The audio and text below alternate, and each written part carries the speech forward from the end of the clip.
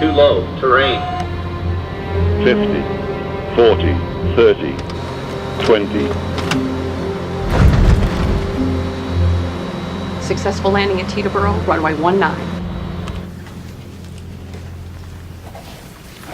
Multiple airports, runways, 2 successful landings. We are simply mimicking what the computer already told us. You know, a lot of toes were stepped on in order to set this up for today. And frankly, I really don't know what you gentlemen plan to gain by it. Can we get serious now?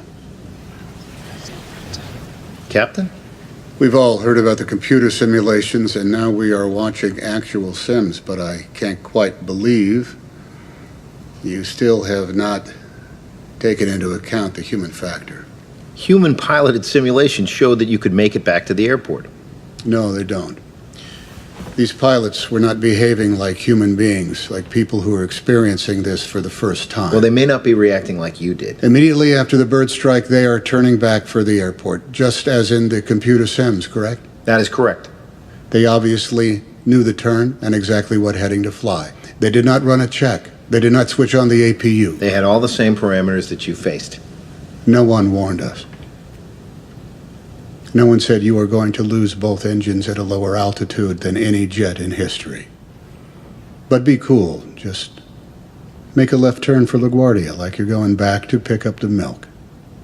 This was dual engine loss at 2,800 feet, followed by an immediate water landing with 155 souls on board. No one has ever trained for an incident like that. No one.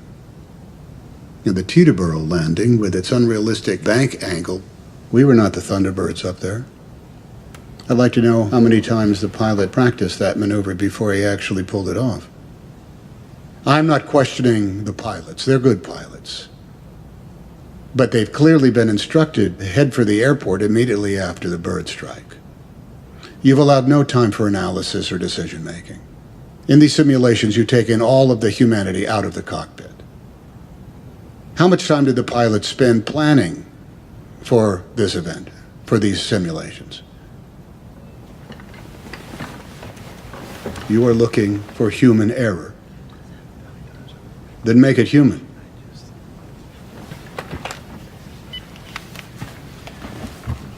This wasn't a video game. It was life and death. Sully's right, that's worth a few seconds.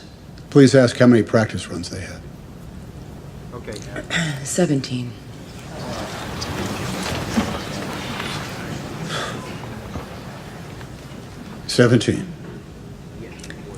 The pilot who landed at Teterboro had 17 practice attempts before the simulation we just witnessed.